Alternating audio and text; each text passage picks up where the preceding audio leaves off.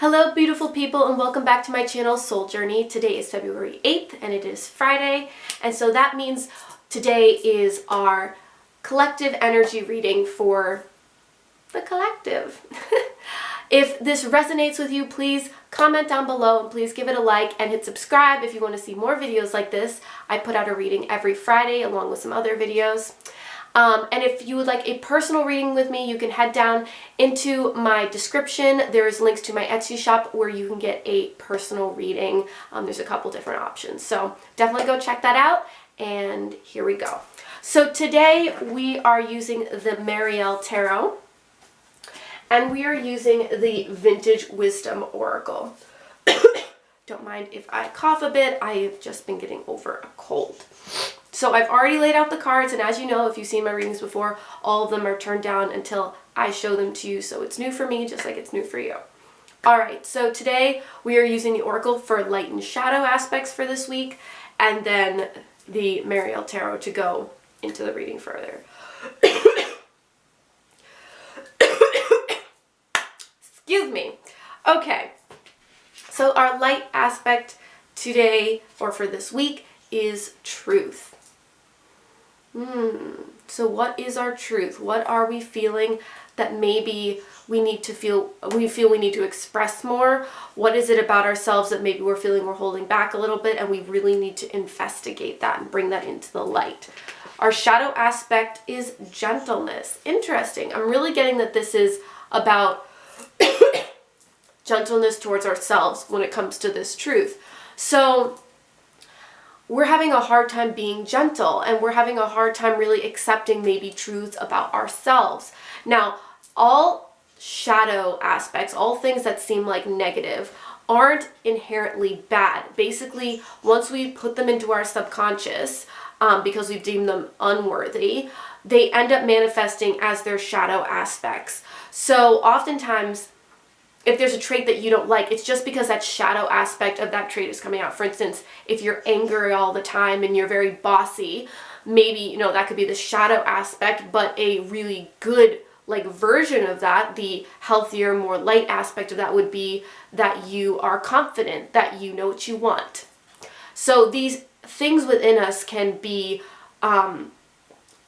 expressed in a healthy, productive way, or they can be expressed in a more hurtful way. And again, it's important not to judge either experience, but we can then say, okay, this isn't something I need to shame myself about. I just need to learn why it is manifesting in this way and see if I can shift it into being a beautiful gift instead of something that might hurt other people.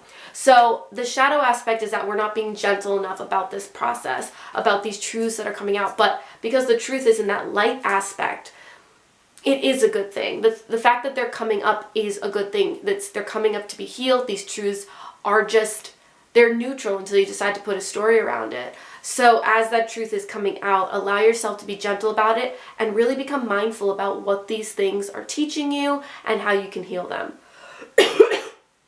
All right, moving on. So our main energy is 6 of discs in reverse. Oh, did I put all, oh my gosh. These are all in reverse. Okay, well, I don't usually do that, so I'm going to read them all in reverse because that is how they came out.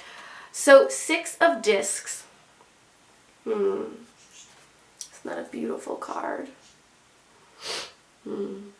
6 of discs is about receiving help.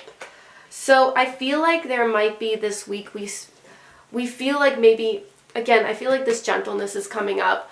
We may not be feeling that we're getting the emotional support we need. I'm getting almost from ourselves, but it could be from someone else. The discs are about the physical. So we might be feeling kind of lonely in this journey this week, but that's okay. As long as we bring in our own gentleness for ourselves, maybe this is kind of a hermit journey this week. It's really important for us to bring that gentleness in. Again, these cards aren't a telling of the future. They are a guide so that we can maybe shift the energy that's coming in for us. What's going to assist us is 5 of Wands in reverse. So interesting, 5 of Wands is naturally kind of a card of agitation. And so in reverse, I almost see it as, it's almost like a positive thing. And some people might read that differently, but that's how I would read it. It's kind of the reverse of what the card normally means.